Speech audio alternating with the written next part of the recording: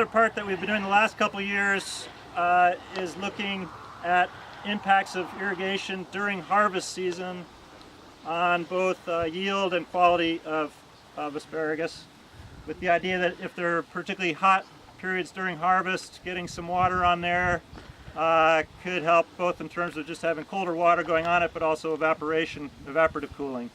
So we've been looking at that the last couple years.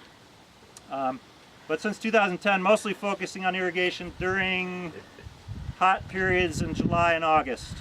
And we've got some moisture monitoring devices in the field. Ben Whirling has been helping us the last few years, taking measurements. When soil moisture drops below about 50% of available moisture, we have kind of a threshold that tells us we should turn on our irrigation. And so we've typically been doing 6 or 7 irrigations in a dry year between July and August to bring soil moisture levels up to field capacity. So the first year we did this, we had anywhere between 5 and 20% increase in yield. The biggest increases were observed with our Millennium variety and in overhead systems. And over time, it's kind of interesting, we're seeing some trends that essentially the Millennium is responding very well to irrigation, particularly overhead irrigation, while the Jersey response has trickled off and we're almost, it's not significant, but we're almost having some negative effects, potentially negative effects of irrigation. So there's some pretty big differences seemingly in the way these two varieties are responding.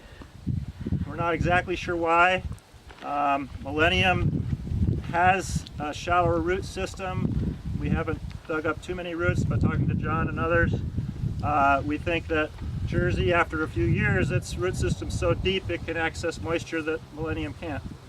And so adding a little water to Millennium, particularly overhead, which is saturating the surface, is giving us some benefits that we're not seeing in the Jersey variety.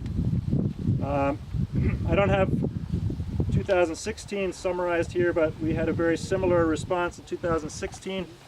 A little bit, again, lower yields where we're irrigating with Jersey, and about 5 to 10% increase in yields where we're irrigating Millennium.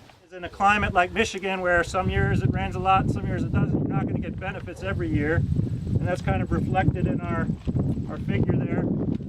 Last year was a pretty dry summer, and we got, like I say, about a 10% boost. It seems like when it's dry, our irrigation is giving us 5 to 15% boost in yields for Millennium, but Jersey, again, not responding after the first couple of years.